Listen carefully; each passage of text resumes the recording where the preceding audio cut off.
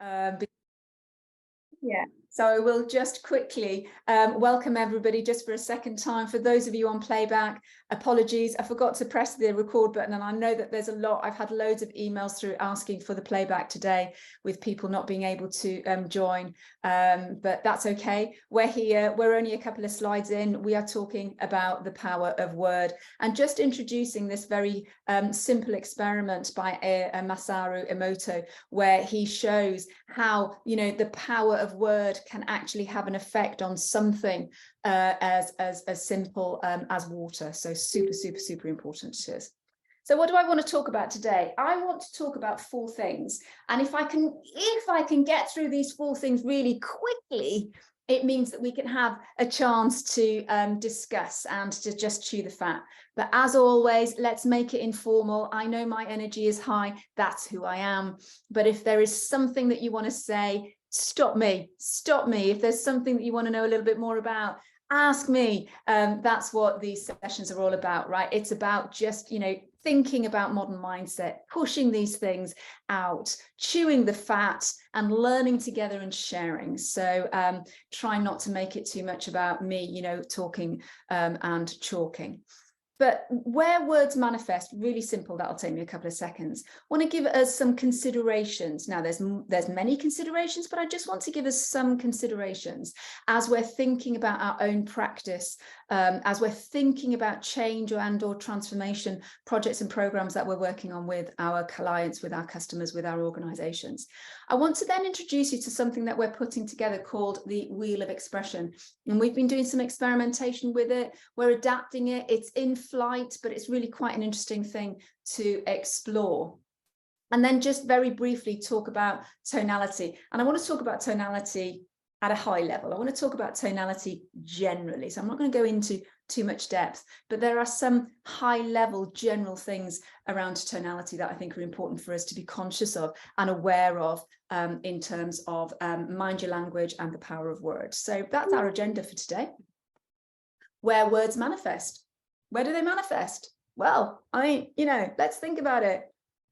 Words manifest inside our brain. We are constantly thinking. We are constantly talking to ourselves, whether we like it or not. There is a narrative in there, right? So we've got self-talk.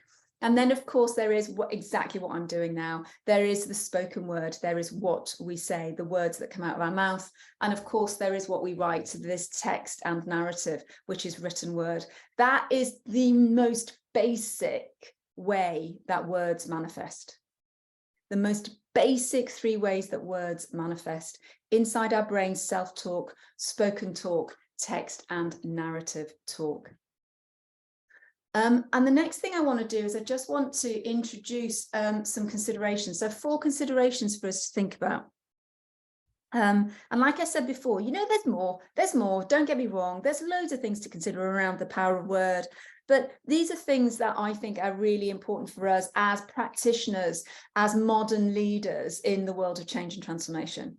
The first one is the kind of difference between awareness and repetition. I mean, it's just, you know, this is really phenomenal.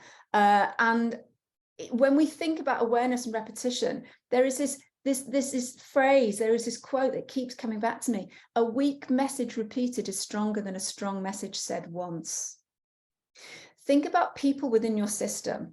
Think about the leaders within your system. You know, think about transformation and what you're trying to achieve, you know, in terms of task, in terms of whatever, it doesn't matter. A weak message repeated is stronger than a strong message said once. That is so powerful. So powerful. So even though we're aware that what we're saying is so important, if somebody is saying something that is scuppering us, is negative, or is maybe just hindering moving forward the momentum of change or transformation, if that's repeated, it's going to trump every time. Repetition trumps truth. That's the fact of it. Repetition trumps truth and fact. Repetition trumps truth and fact. Really powerful, really important for us to recognize that in the world of change and transformation if we're humanizing our systems. And then the next one as a consideration in terms of the power of word is discernment versus judgment. There's a few of us that are training as in PQ, positive intelligence at the moment. And we're doing a lot of work on this discernment versus judgment. And it's really, really important for us to consider this when we're choosing our words spoken, when we're thinking our words self-talk, and also when we're writing our words. Because the thing is that more often than not, we do make a judgment. Monday morning meetings, I hate them. They're always so boring. Are they always so boring? Do you really hate them? Making a judgment. So it's really important for us to recognize the difference between when we are judging and when we are applying discernment. Now, judgment comes in 3 areas. We judge ourselves, we judge others, and we judge circumstance. So there are 3 ways that we apply judgment: to ourselves, to others, and to the circumstance. Now, if we remove judgment, what we've got instead is something incredibly powerful, which is discernment. And that is a non-emotional attachment to the reality of the situation, the circumstance, ourselves or others. So we are just literally just saying the fact. We are understanding the fact. We're not applying judgment. And it's really important for us to start playing around with the words that we are using, whether they are unconsciously judging ourselves, others, or circumstance, and stopping, calling it, and seeing if we can just reframe that into discernment. Super important for us to just consider that. And then the next thing is levels of meaning. Now, gosh, there are loads of considerations. There's also loads of different levels of meaning, but here all I want to do is just share 3. So levels of meaning, I've got 3 words here that just illustrate 3 different levels of meaning that words can have, and we need to be considering these in our practice as modern leaders and in our practice as change and transformation leaders. So the first word is cool. And cool, this is the great example for how a single word can mean so many different things, and so many different things to different people. So we can put the word cool in our narrative, spoken word or written word narrative, and it will mean so many different things to different people. It can mean to some people cold temperature. It can mean to some people trendy, hip, cool, and trendy. It's cool, man. Really interesting. And the way that different words can play to different people can be cultural, geographic, it can be generational. So again, considering the humans in our pool, the humans that we're bringing on the journey of change and transformation with us, is really important for us then to consider who they are and our choice of words based on who they are. So, cool is just a little example of how kind of culture and geography and generation can give a completely different meaning to a word, as simple as cool. The next word to introduce is fire. This one's a kind of a little bit harder to, this is a bit more subtle to describe, but in change and transformation, this one's really important for us to recognize. So I've chosen the example of fire here. And to give you an example, so Claire, you and I, we're at a barbecue and we're talking about fire. So somebody might be, another pod of conversation might be next to us, shoulder to shoulder with us. And somebody in that conversation might hear you and I talking about fire. But because we're in a barbecue, because we're in a place and space and context of barbecue, that might not raise alarms in their minds. That might just go in and it might just go out because we're at a barbecue. So you and I are having this conversation, somebody just on the periphery hears that word fire, they don't really think twice about it. But if you and I are having that same conversation and we are literally just lifted and dropped into the A&E of a hospital, or maybe we're sitting on a bus having a conversation and people are in our periphery and they hear that word fire, because it doesn't compute with the place and the space, it might raise an alarm for them, and they might go, fire, what fire? Where's the fire? So we need to be really mindful of the use of words in terms of place and space and context.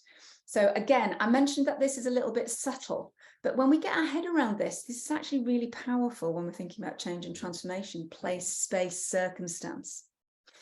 And then the next one to think about in terms of different levels of meaning, and again, very, very important for us in the world of change and transformation, are those words that are very difficult for us to apply standard meaning to, like joy, failure, success, and the example I've given here, which is happiness.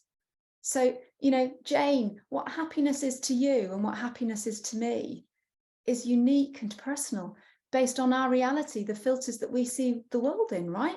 So if we're using these kinds of words in our narrative, spoken and written, around change and transformation, it's important for us to recognize that these kinds of words will mean different things to everybody, because it's almost impossible for us to actually standardize those words.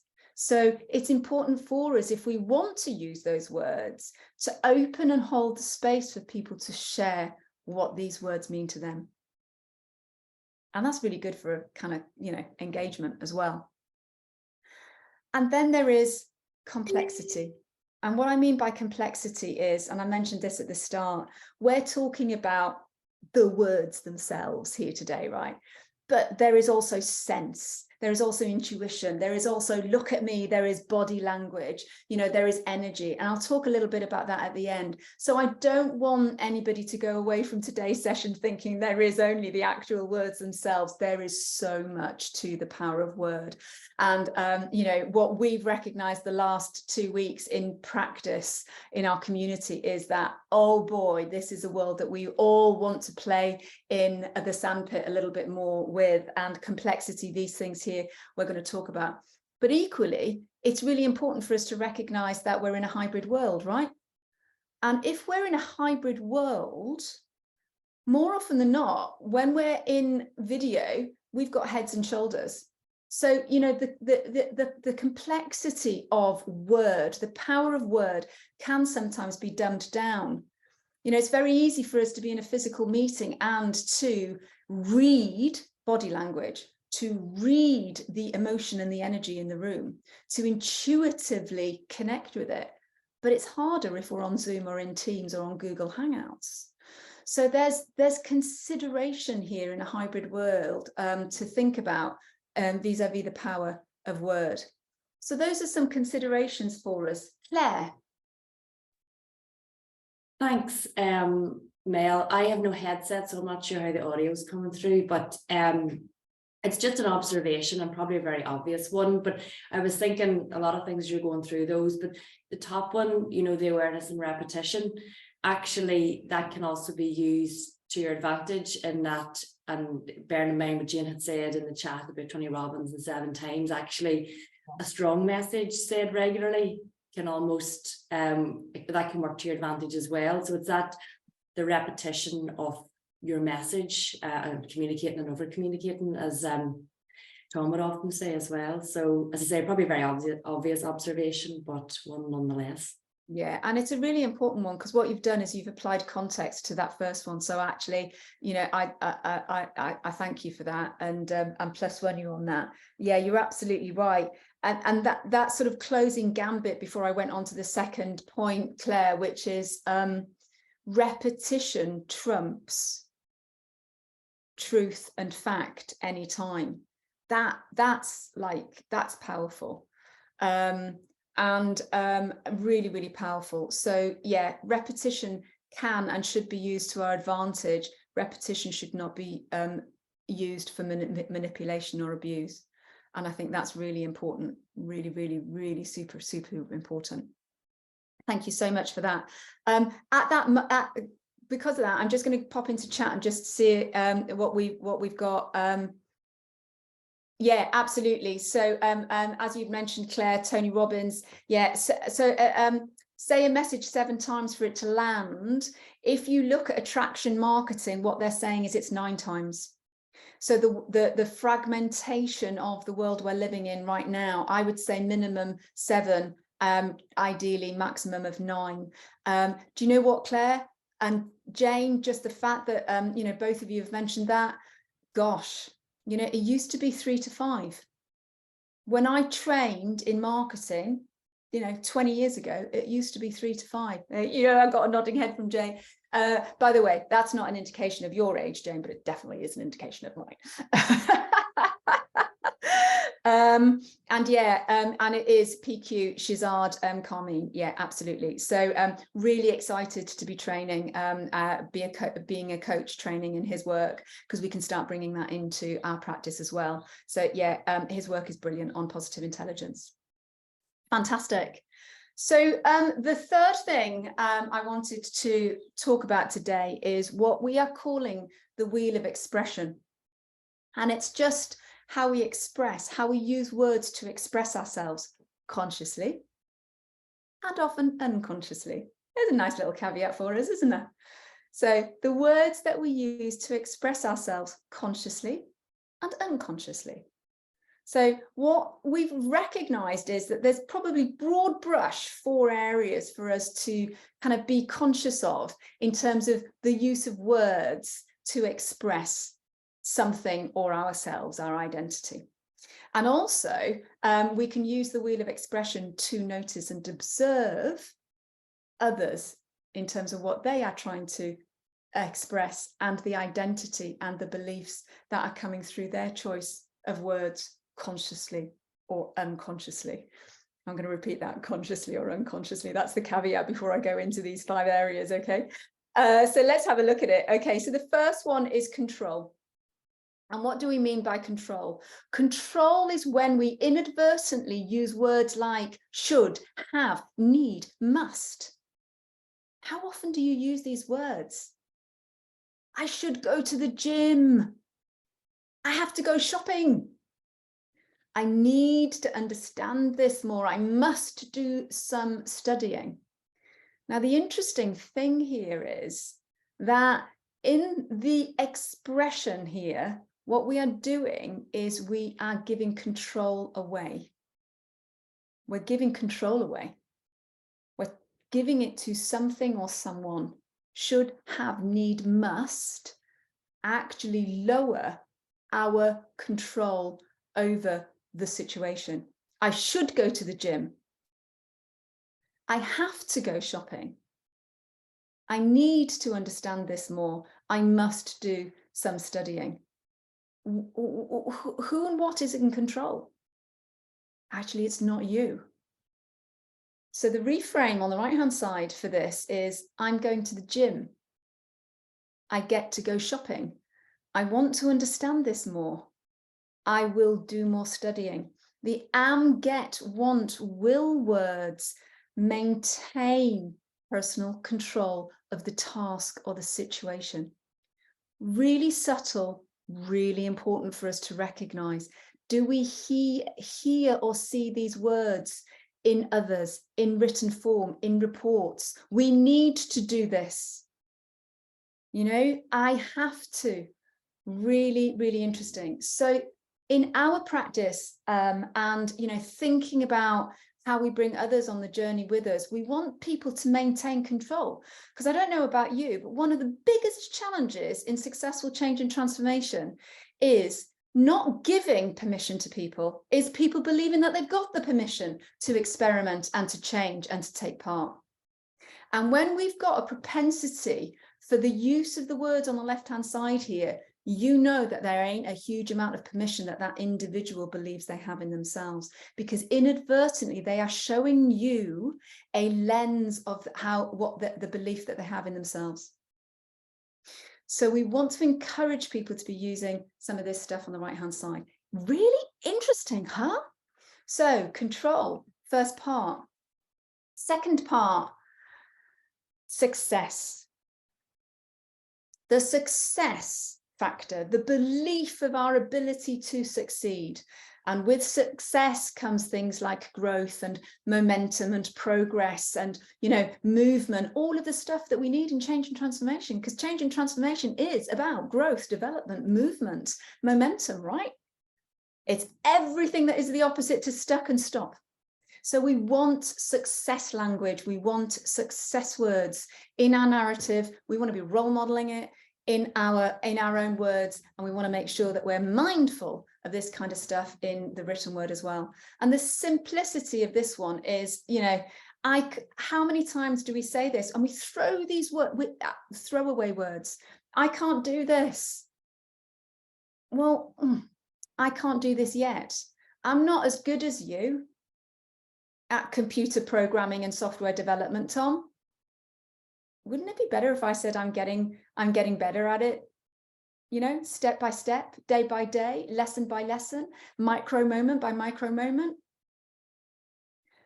It's saying the same thing, but it's setting yourself up for success, and it's not downing, it's not bringing you into this sense of kind of failure or weakness. It's so incredibly important. So thinking about success frame, success positioning in our own language and in the language of others, observing it, and then in our written word. Really, really, really, really interesting. Yeah, Claire, to-do list to could-do list, want to-do list, absolutely. Really, really interesting. And actually, you know what I was reading this morning was something very, very cool, and this is something that I teach when I'm lecturing leaders and non-exec directors, is if you have a to-do list, always have a to-be list, because if for everything you are doing today, there is an element of you being as well. And that's a really cool way of actually bringing the wholeness of you as a human being together and not separating out cognition with emotion and, you know, all of those left brain with right brain. It's what we're trying to do is we're trying to bring those two things together, right? We're not trying to separate them out like the fourth industrial revolution has tried to for so long. Now, the next one is purpose. Wow, this one is really, really, really interesting. So purpose, why you do things, right? Really interesting. So notice this in yourself or in others. I need to do this work because I won't get paid if I don't. I'm going to go shopping because there's nothing in the fridge. Why you are doing the work, why you are going shopping, is no longer part of your purpose. It's the purpose of the fridge, huh? You know, so it's really, really important for us to, I'm going to do this work. Why? To expand my understanding. So to think about the power and the growth and the positive, to think about how your purpose is being fulfilled by what you are doing. So the words we express, and I have to say, oh boy, I have caught myself out quite a few times on this one, and I hadn't realized, you know, I'm going to put my hand up there and say, actually, you know, yeah, I'm bang on my purpose. I know my purpose. I've got clarity of purpose. I live by my purpose. Yeah, right, Mel. I can tell you that in double digits, right? In double digits, I have had to call myself on actually the purpose of what I am doing when I am doing it, what I am about to do. I've given over to something else, and I have not actually finished that sentence with my own purpose.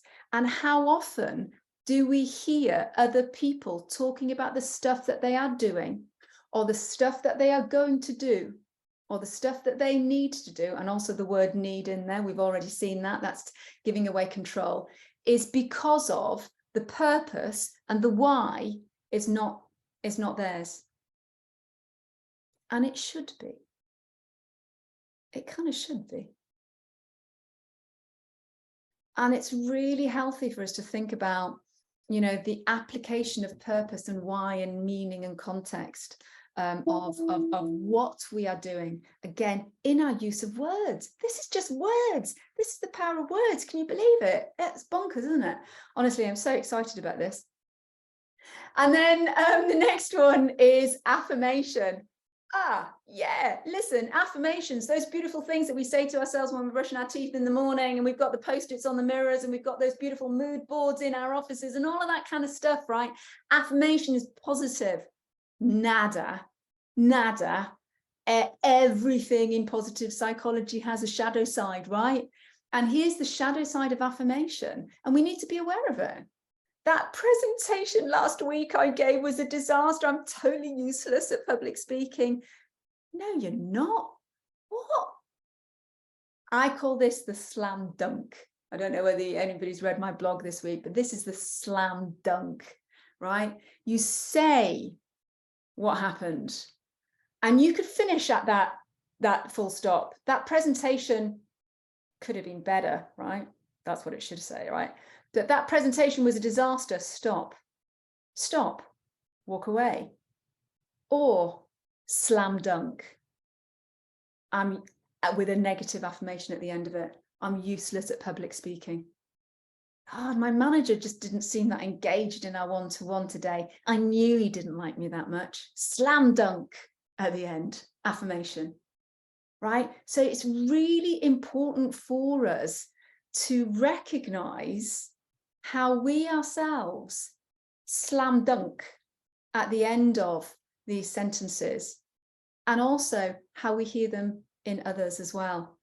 Affirmations are not always positive. And the other thing as well is, as I've mentioned on the top here, I might say to Tom, that presentation I gave last week was a complete and utter, oh man, it was a dive bomb, Tom. And I might stop my spoken word there, but I might continue to slam dunk myself in my brain and say, not to Tom, but to myself, I'm just useless at public speaking. I'm just no good at it. Tom didn't hear it in me, but I said it to myself. So just be aware that we can, move in and out of spoken word and self-talk and backwards and forwards as well. So conscious as well that, the slam dunk can also be something that we give ourselves inside of our brains. Tom, sorry, I picked on you twice there today, haven't I? That's all right. I'd just like to say I'd give my right hand. I think most of us would, to hear your inner monologue, Mel. There you go. That's got to be the title. It's got to be the title of my book, right? There's a book in everybody, they say, don't they? That's got to be there's got to be my book. But it's really interesting, isn't it? Everybody hails affirmations in such a positive way, and they are so positive and they are so strong, because affirmations are what we said at the very start, right? They're the repetition, and what we repeat is what we become and who we become. But we can also spiral down.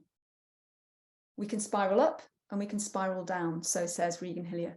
So really interesting for us to be mindful of affirmations. And then the final one is a bit of a typo there, not seeing, but seeding. Seeding. And what I mean by seeding is, this one's subtle. Ooh, this one's subtle. But you know what? This one, we feel it. This one we feel, right? This is intuition. We're not stupid. We know what you're really saying, right? Seeding doubt. I'm going to try and make that meeting with you, Claire, this afternoon. Claire, yeah, Mel, I got you numbered, yeah. So it's that sense of you're giving yourself, you're not, and this is seeding the doubt. If I can, I will. But I'm not too sure if I can or not. You're seeding the doubt. Now, this is really interesting because we had a lot of conversation about this last week. Is this not a good thing? Can this not be something that is good for us in terms of well-being and, psychological safety, so that we're not necessarily putting too much pressure on ourselves to deliver? And actually, yeah, in some cases, absolutely. But when we're seeding doubt in the use of our words, so you've got to be authentically honest and raw with yourself here, right? If we're saying it because deep down inside we don't know whether we want to or not, then what we're doing is we're seeding doubt, and we're giving over that seed of doubt to the other person or to the situation. So again, what we can do is reframe it. This is another subtle lens, but it's a really important lens for us to play around with ourselves and others. And yeah, just something that Emma's just saying, is this about, isn't this about transparency? It's about authenticity and transparency. It's about so many things. You're absolutely right. But it's interesting for us to play around with this one. So that is the wheel of expression. And those 5 areas help us to really understand. So I'm just going to go back to the wheel. Control. Are there words and phrases in ourselves and others that we're seeing that are strong, speaking to control, or giving away control? Success, purpose, meaning, affirmation, positive stroke negative, that slam dunk at the end of a sentence or a phrase. And, transparency, yeah, authenticity, genuinely, are we seeding that we are intentionally doing something, or are we seeding doubt? And again, a little bit of complexity, a little bit of subtlety in that last one, because there are moments where that can play and be to our advantage and can be our authentic self-playing, and well-being. But equally, it's when it doesn't serve us. We're thinking about when it doesn't serve us as opposed to when it does. Understanding the difference between the two. Claire. Thanks. So it's getting me thinking about, so for example, one thing is maybe when you see and identify this in yourself, and there's probably some things you can do, especially if you're aware of some of the science behind it. Yeah.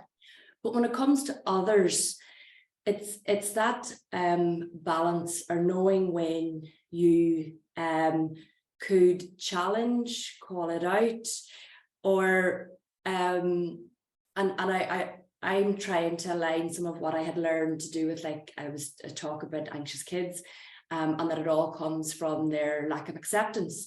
So actually just accepting that they feel something or they say something is what's needed. And then I raised the question, so should you then ask the child to explore why that is? And in that particular instance, it was actually she gave a very good visual, which was, oh, this is all up here in the brain whenever they're anxious, and if you acknowledge, then it kind of moves it down. But if you then explore, it goes back up again. So it's trying to figure out, when and how, or if you could challenge, call out, or just acknowledge that somebody's feeling that way. I'm not suggesting there's one answer to this, Mel, but it is getting me thinking about, what you could do, and not just in yourself, but whenever you notice this in others. So yeah, and no, I think I thank you very much for that observation and sharing that, because it is super important. There isn't a simple right answer to it. You're absolutely right, Claire. Some of the techniques of CBT, cognitive behavioral therapy. If you have a look at CBT, a lot of the time, a therapist, a practitioner will design little experiments with you. So if you were to notice that in somebody, if there was curiosity, and if there was kind of, like an action orientated, a can-do kind of attitude in them that you're experiencing, then one of the things that you might want to do is you might want to perhaps create a simple little experiment for them to say, okay, so why don't we just create an experiment, and then let's review that experiment and come back to it. And that's one way. So experimentation through CBT is one way of doing it. I think one of the other things as well that you can do, if there is trust, if you believe, and there is it's a trusted environment, and there is a level of trust, either one-to-one or within the group environment, then I think that you can use the the FBI phrases. Tell me more about that. What does that look like for you? And I totally get it, because you're up here and then it goes down to here, and if you ask those questions, it goes back into that potential anxiety, into that potential not great space. As long as you're aware of that, then, you know, and thinking about the psychological safety and thinking about the mental health of that particular individual, as long as none of that is in compromise, then you know, the inquiry only then, you know, so non-compromise, trust, then I think the inquiry route is a really good route. And then there's one other thing that I think is important to consider is the concept of covering. And I think that, you know, when you look at the key areas of covering and the key aspects of covering, then that will help you to discern, not judge, discern whether it is something to call, discuss, challenge, talk about in that particular moment, or later on because there is a requirement for space and time, later on because there is a requirement for you to be in a one-to-one environment with that individual, space because the actual physical space that you're in might not support the situation. Like if you're in a freaking small room with no windows and you're trying to have a really deep emotional conversation with someone, is that right? Versus going for a walk in the park. So, you know, I think that there is no right answer for it, of course not, but those are some, you know, some things to consider. And again, it's back to awareness, right? It's back to how we are observing and using the techniques of observation, of anthropology. I mentioned that, you know, a lot. That's such an important part of humanizing transformation, is that, you know, that anthropological application of observing is super important. Yeah, just a few things to think about. Cool.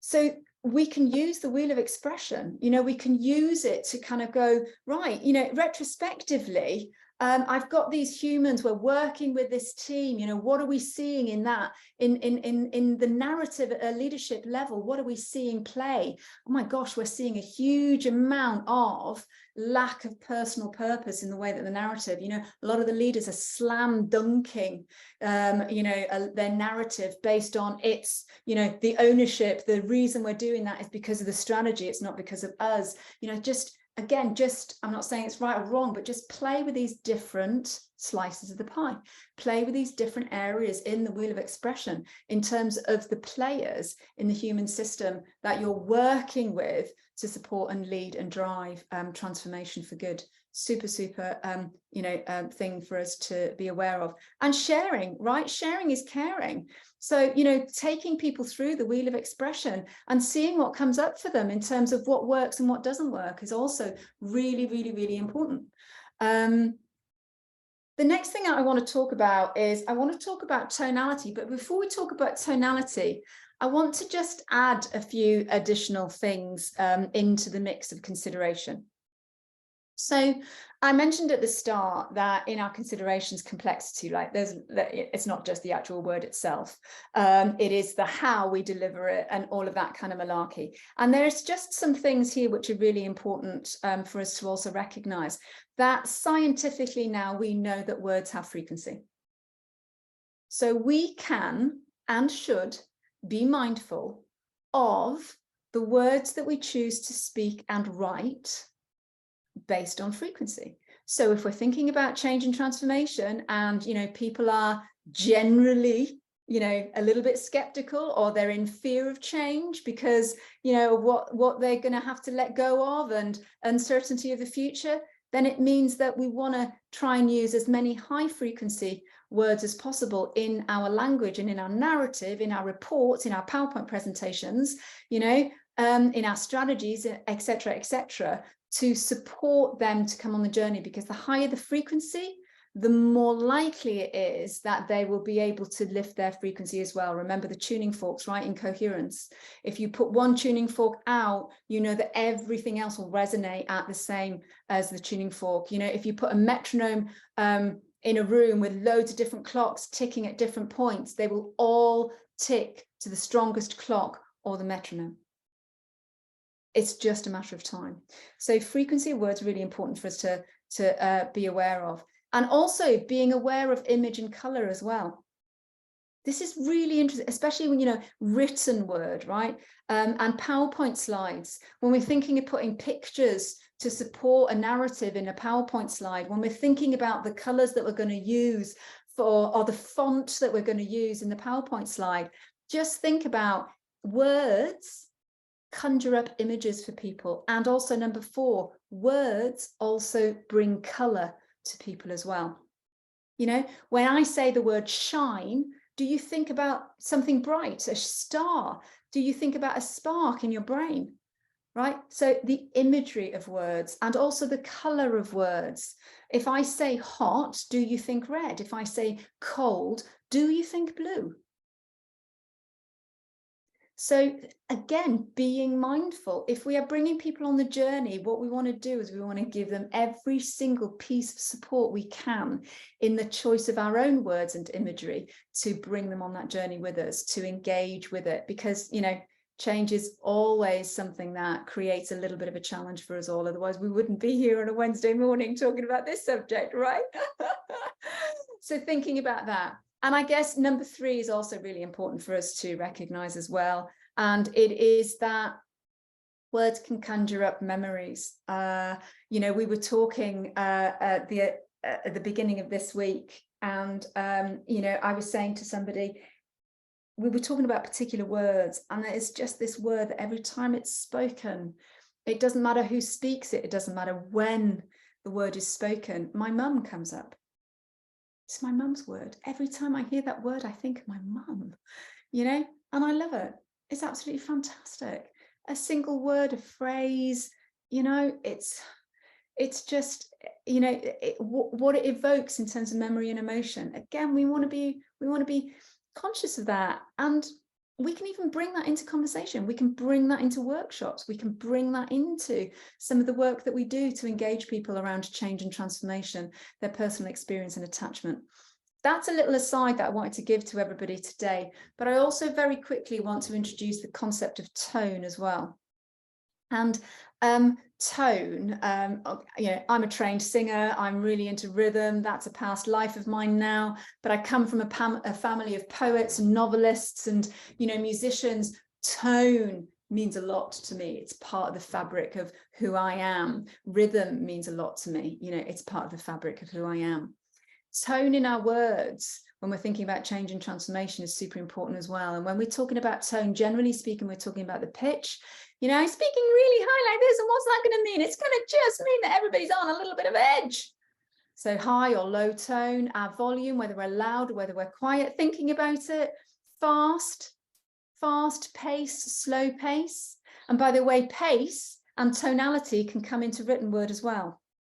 So I don't know whether you've noticed this, but thinking about your choice of fonts and also thinking about the spacing of your words can change the way people perceive the meaning.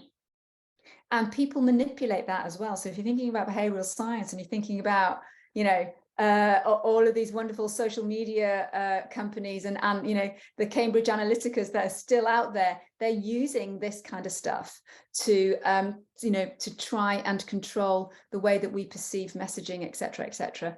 And the final one is our tombe, which is the attitude and the quality that we bring to something. Think about these things. One thing I haven't mentioned today is silence, is pause, is stop. And Dawn will know that we were talking about that quite a lot earlier on.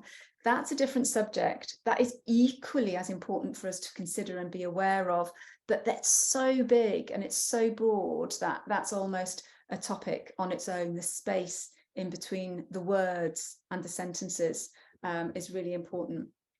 But look at that quote there. If you haven't already read it, 7% of meaning comes from spoken word, while 38% comes from the tone. And tone is not just in out of my mouth, tone is also on the paper as well. Yeah. Wow. I contemplate on that quite a bit. Really, really interesting. And also, I don't know how many of you heard of tone at the top. Yes, officially, I would like to share with you, it is a thing. I didn't know it was a thing, but it's a thing. And it was generated out of the finance world of accounting many, many years ago. And if you think about, you know, the dawn of change and transformation decades ago, I'm talking, that's really, you know, it was the numbers people that were the people that would say we need change or transformation. And this is the kind of change and transformation we need back in the day of corporate business, right? Many decades ago.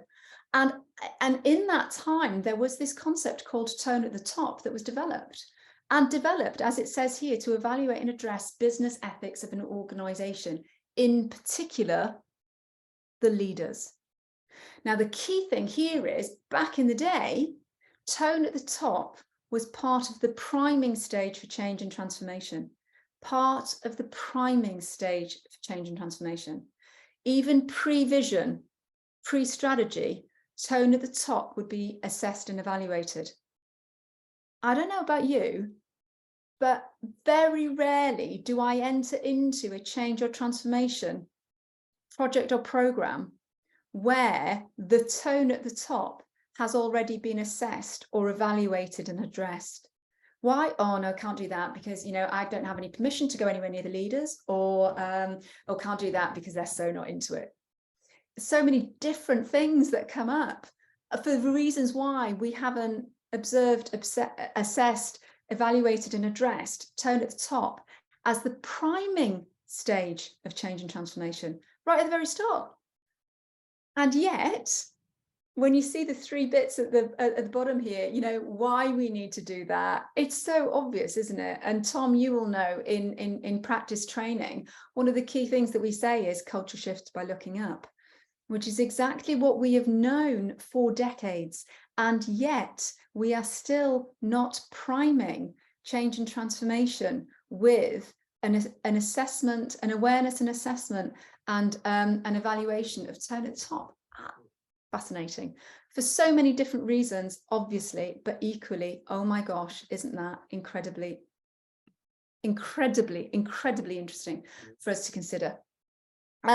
We're on public webinar. This is a time where I always say, yes, if you'd like to know a little bit more about what I am talking about today, I am talking about a lens that is associated with modern mindset theory. I am also talking about some of the techniques and considerations that we use in the work of humanizing transformation to accelerate success. If any of that is interesting to you, then you do have the opportunity to come onto one of our programs, either as a practitioner or as a leader.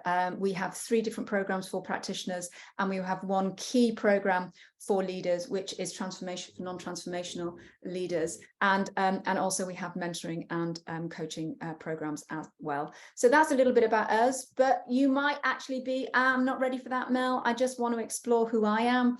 And of course, you can do that by taking advantage of Mel Thursdays, Thursday afternoons, where I try to keep my Thursday afternoons free just to do pro bono, to just open up my door and have clinic with leaders and practitioners all over the world, just to talk about them. Anything that they want to talk about in private, no obligation. But if you need time, if you need space, yeah, you know, that's some time and space that you can give yourself with me on a Thursday afternoon, and you can do that no problem at all. I mentioned words that we throw away, and I think, you know, this for me is something really profound that's come out of this whole theme, you know, the power of word, which is really important for us to check in our own practice. Is how often do we throw away words? You know, I hate reporting. I don't really hate reporting. I don't enjoy doing reporting. I actually hate it. My husband in particular is brilliant at this because he calls me out. He calls me out as his little actress. And he's like, oh, Mel, oh, I feel that you might have been on stage saying that. And it's brilliant, you know, because over the years, it's become something that, you know, it's normalized in our relationship. But he is able to call it out in me. You know, yeah, Monday mornings are always a drag. Actually, Monday mornings are not always a drag. It's just that, you know, I've had such a good time on Saturday and Sunday, and it's just that thought of going into 5 days of work when I just want a holiday for life. You know, it's that kind of thing. So just thinking about the words that we use unconsciously and just really asking ourselves, really? I'll leave it there. Some helpful and unhelpful words for us all, just coming to the end of today's session. We know, any of us that have gone into esoterics, any of us that have touched spirituality will know that the two most powerful words in the universe are I am.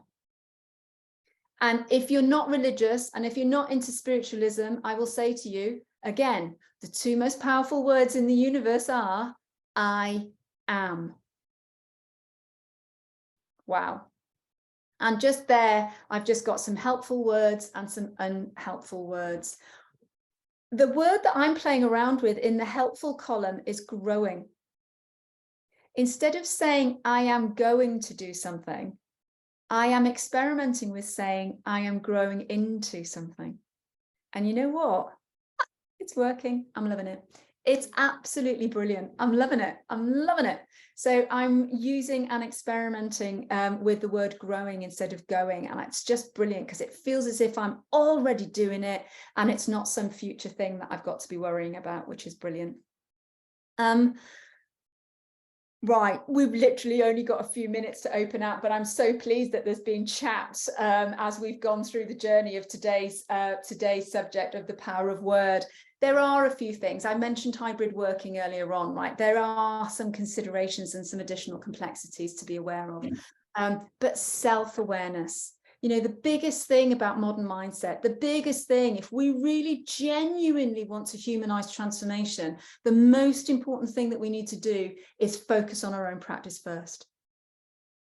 If you want to humanize transformation to accelerate success, you gotta focus on yourself first. That's the authentic bit. That's where authenticity comes into play. And, you know, if you can come from a place of your own experience, and if you can start role modeling yourself, that is absolutely gold dust. Really, really important. So self-awareness, self-practice, me first, I am, is super, super important. And there we go. That is, wow, you know, the beginnings, I feel, not the end of, the beginnings of hopefully a little bit of you going away thinking, I'm going to explore the power of words. And it might just be one thing that I've said today, who knows? But again, you know, our awareness and our practice is super important, as Paul White says here, which is a nice closing quote for us all. I am going to stick around. We're only a couple of minutes to the hour, so I'm sure that many of you will have to go and prepare just, you know, how you're going to speak, what you're going to speak in the next meeting that you've got potentially on the hour. But I'm going to hang around for a wee while. I'm going to stop the record button and hang around and just see if anybody would like to share a comment, would like to share an observation, a story of their own, or indeed ask a question. But for those of you that have got a 9 o'clock here in the UK, and also I know that we've got some people from outside of the UK, I bid you adieu. I'll see you in a fortnight, and hopefully there's something about today that has really resonated with you, a piqued interest or added value, and I will just leave that with you. So take care, and I shall see you in a couple of weeks, and otherwise I'm going to stop sharing, I'm going to stop recording, and just hang around for a few minutes if anybody wants to have a chat. And thank you, Emma. I'm going to keep growing, absolutely. See you later.